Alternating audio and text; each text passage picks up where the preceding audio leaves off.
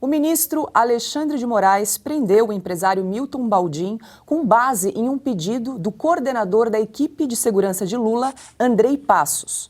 O delegado tem uma ligação antiga com o PT.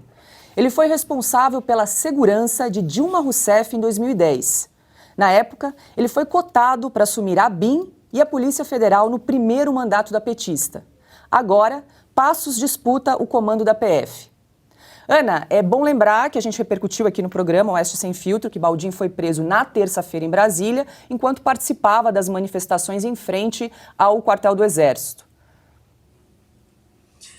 Paula, de novo, né?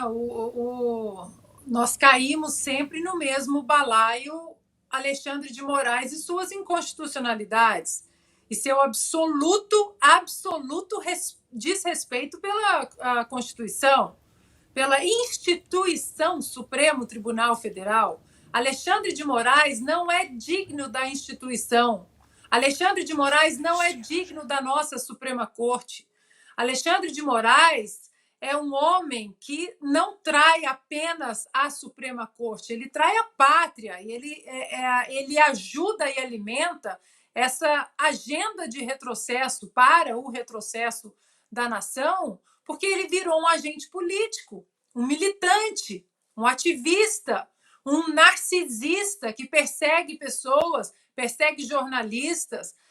Paula, eu ouvi de uma fonte que trabalha no Supremo Tribunal Federal que o Alexandre de Moraes, o ministro Alexandre de Moraes, ele sabe das inconstitucionalidades que ele comete.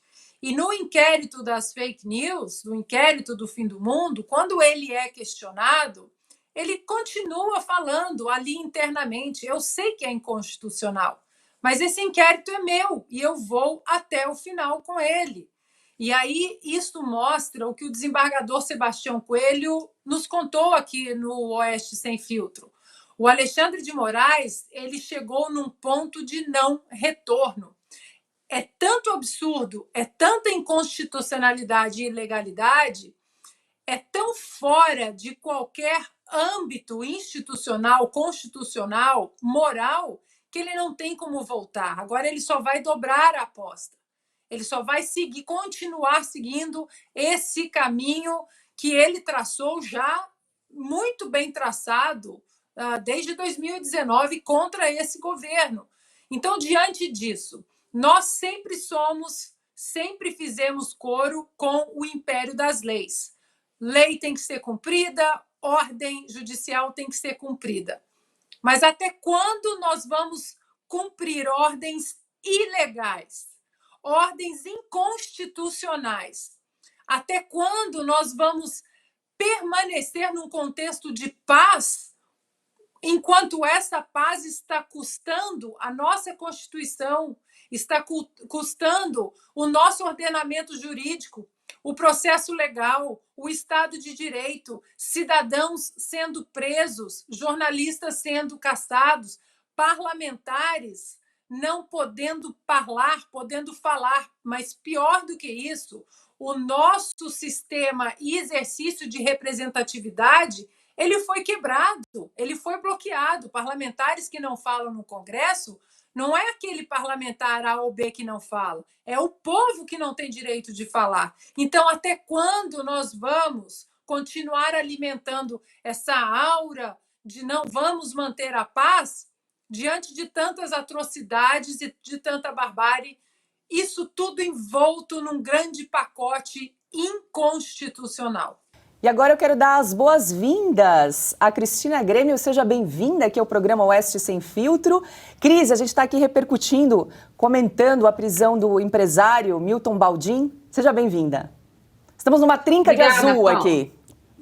Já reparei nisso, falei, estamos sintonizados. Obrigada, Paula, Ana Paula, Augusto. Um beijo para o Fiuza, que está aqui na minha cidade hoje, mas eu estou aqui substituindo com essa responsabilidade. Quem sabe mais tarde eu consigo ir lá dar um abraço nele. Sim, Alexandre de Moraes, ele não cansa de nos surpreender, né? Pelo menos está tentando muito nos surpreender. A gente já está, acho que meio calejado e não está gerando mais o efeito surpresa, sim, e sim revolta, porque é cada vez mais absurda a ordem que a gente vê sair da caneta de Alexandre de Moraes, né? Essa do afastamento do prefeito ontem, quer dizer, se havia alguma dúvida para alguém ainda em relação à invasão de um poder sobre o outro, essa de ontem, né? Querer dar uma ordem para alguém que foi eleito para um cargo do executivo e que só pode ser afastado depois de um julgamento pelo legislativo local. Aí vem Alexandre de Moraes e resolve dar uma canetada e mandar o prefeito sair do cargo de prefeito. É tudo muito absurdo, né, Paula? Eu estava acessando aqui, enquanto vocês falavam, uma notícia que já relembrei em outros momentos, não é de hoje, mas que envolve o nome de Alexandre de Moraes e uma ligação muito suspeita com alguns delegados de Polícia Federal. Eu vou citar uma outra delegada, que não é esse agora que está envolvido nessa notícia que você leu, mas que durante muito tempo a gente queria saber por que de repente essa delegada estava aceitando ordens ilegais do ministro Alexandre de Moraes. A delegada Denise Ribeiro, que até onde eu saiba nesse momento está em licença maternidade, espero que esteja tudo bem com a saúde dela e do bebezinho, mas veja essa notícia que está no site da Associação Nacional dos Delegados de Polícia Federal. Tá lá no site da Associação Nacional dos Delegados. E a notícia é de 10 de outubro de 2016. Operação Acrônimo investiga o pagamento de 4 milhões de reais ao ministro da Justiça, que era, na época, Alexandre de Moraes. E aí, no subtítulo da matéria, fala o seguinte: coordenada pela delegada federal Denise Dias Rosas Ribeiro, a investigação aponta que Alexandre de Moraes teria recebido o dinheiro da empresa investigada na operação. Então, essa delegada, quando trabalhava nesta operação Acrônimo, chegou ao nome de Alexandre de Moraes como um possível receptor de propina. E ele era ministro da Justiça. E veja, tem várias informações numa matéria que continua até hoje no site da Associação dos Delegados de Polícia Federal. Pois bem, isso foi em 2016. Em 2021, a gente vê essa mesma delegada, que na época investigava Alexandre de Moraes, trabalhando para Alexandre de Moraes naquela perseguição a influenciadores digitais que até hoje estão sem monetização nos seus canais no YouTube, sem qualquer grande explicação, apenas aquelas genéricas de que estariam cometendo atos antidemocráticos ou espalhando fake news, enfim, essas subjetividades que costumam constar das decisões dele. Essa delegada saiu de licença maternidade quando o nome dela veio à tona em relação a essa estranheza, né? Mais uma pergunta que a gente joga no ar: por que uma delegada que antes investigava Alexandre de Moraes por possível cometimento de ilícito penal agora estava ali como braço direito dele e carcando a mão pesada do Estado ou do Judiciário sobre cidadãos comuns que não cometeram nenhum crime, pelo menos não há uma acusação formal contra eles. E agora a gente vê outros delegados cumprindo essas ordens absurdas e lançam o mesmo questionamento, né? Por quê? Por que policiais que não precisariam cumprir ordens ilegais servem ao rei Alexandre de Moraes? E aí, Augusto, é importante lembrar que o ministro Alexandre de Moraes prendeu o empresário com base no pedido do coordenador da equipe de Lula. Moraes já havia expedido mandado de busca e apreensão na casa de empresários por conta de troca de mensagem de WhatsApp e emoji. Já mandou também prender por ordem de senador. E agora, coordenador da equipe de segurança do Lula. E ele Frágil, né? Bom, em primeiro lugar, eu renovo aí o meu boa noite à Cris. Bem-vinda, Cris. É um prazer ter você por aqui. E eu queria seguir essa linha.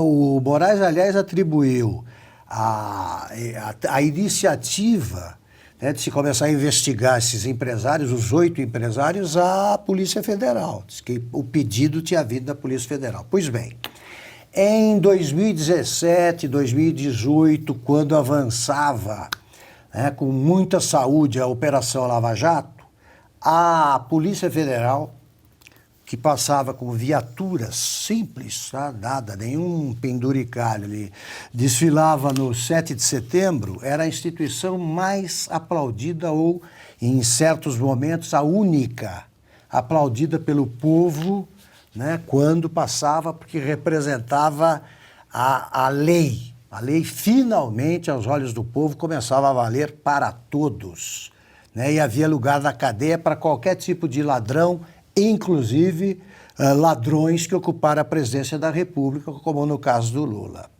Nesse compasso, a coisa vai ficar diferente. A Polícia Federal não terá coragem para enfrentar a multidão em desfile algum. O que contou a crise equivale a mais ou menos o seguinte: daqui a 2 meses eu apareço como assessor de imprensa do Alexandre de Moraes. Que tal? Aí me apresento, ligo para vocês: olha, vocês não queriam conversar com o ministro sobre isso, tal? O que eu estou fazendo lá? Alguma coisa aconteceu. Se a delegada pode ter enlouquecido. Se não enlouqueceu, ficou esperta demais. Nas 2 hipóteses, não pode exercer o cargo. Mas esse delegado ligado ao Lula e ao PT está sob suspeição. Ele tem que ser afastado de tudo. Agora, ele pede e o ministro atende. De novo, fica escancarada a aliança entre os ladrões do PT, os seus cúmplices e o Supremo Tribunal Federal. Quando um desembargador metido a esperto tentou libertar o Lula por estar de plantão no Tribunal Regional Federal de Porto Alegre, a Polícia Federal, com altivez, disse não. Não vamos soltar, não pode. Está condenado. E o Lula ficou e o juiz ficou, o desembargador ficou falando sozinho. Agora, a Polícia Federal, que foi aplaudida no distrito, tem o dever de conter os que vão por dentro, fazendo com que a instituição apodreça. É esse o verbo. É o tumor que está ali dentro. O Alexandre de Moraes tem especial carinho, bota aspas nisso aí, pela Polícia Federal.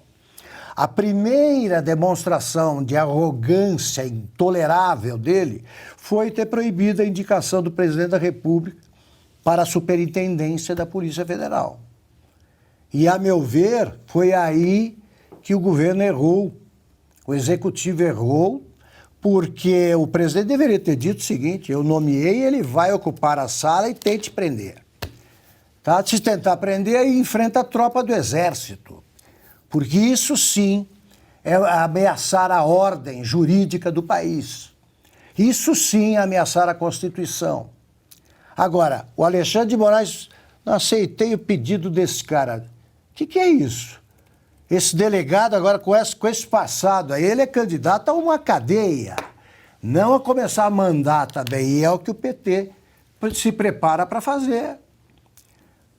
Olha a associação, como eles se dão bem, como eles tocam com afinação, né? Eles se apresentam com extrema afinação na ópera dos malandros aí. É isso que está acontecendo.